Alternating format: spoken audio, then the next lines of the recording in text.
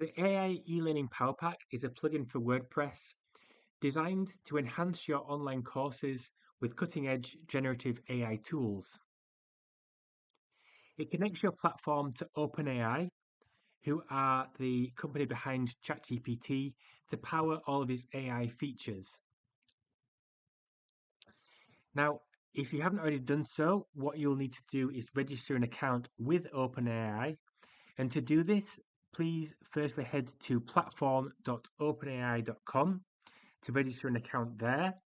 And what you'll also need to do before you get started is fund that with some credits to get started. And to do this, if you click on the cog icon in the top right here and go to billing, you'll be able to add some funds to your OpenAI account to get started. Now you won't be able to connect to OpenAI without some funds in there because OpenAI has a cost for its own usage. So just make sure your account is funded before you get started with the next steps. Once you have funded your account and obviously registered your account with OpenAI, then we're ready to get started. Firstly, from the plugins page of your WordPress platform, we can go to Add Plugin. And then we're going to upload a plugin from our computer here.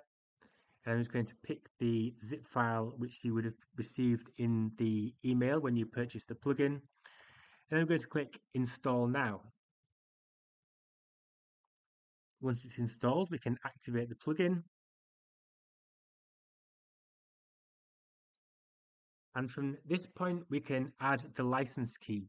Now, this should also be in the email you received when you purchased the plugin. I'm just going to put in a demo license code here and then activate it.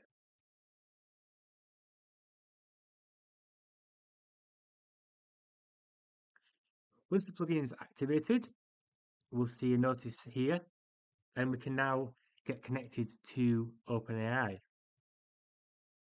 So heading back to platform.openai.com here, what we firstly need to do is add or generate an API key. So from the left-hand menu here, we can go to API keys, click on create a new secret key here, and I'll call this something like my sandbox platform. We can leave the default settings and just click on create secret key, and that will show a key here which we can just click copy to copy this. And then all we need to do is paste that into this field called OpenAI API key and then click save changes.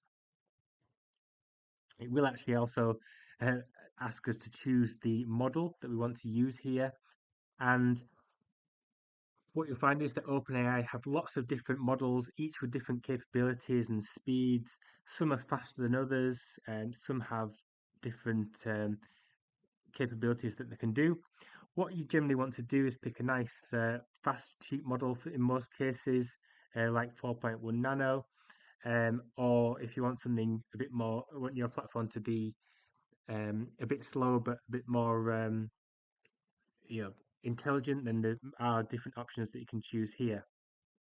A safe option at the time of recording is this 4.1 nano, so I'm just going to choose that. Now, it's worth pointing out that at the time of recording, there's two different APIs that can be used by OpenAI. If you are creating a new or set up a new platform from scratch, then we would recommend ticking this use responses API where available, because that's the most recent one. Then all you can do is click Save Changes. And what we find now is that we are connected to OpenAI. And just to check that, what we can do is click on Get Help here. And this will take us to a page that gives us a bit of information about our platform, and it will tell us whether or not the OpenAI API connection is working. And we can see here that it is. So we're now connected to OpenAI, and we can start to set up things like reflections, conversations, and virtual tutors.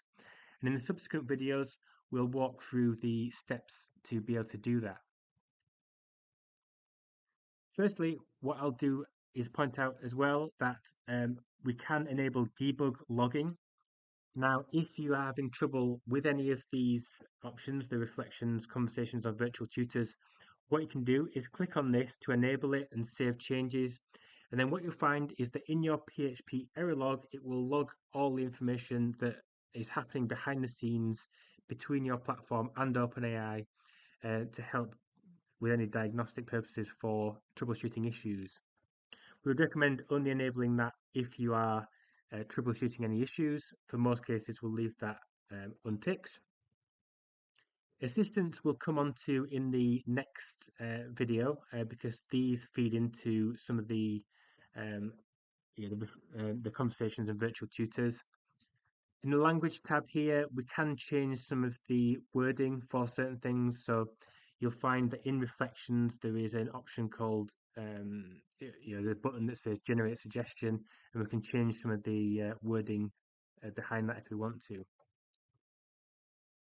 So in the next video, we're going to get stuck into the plugin by setting up assistants.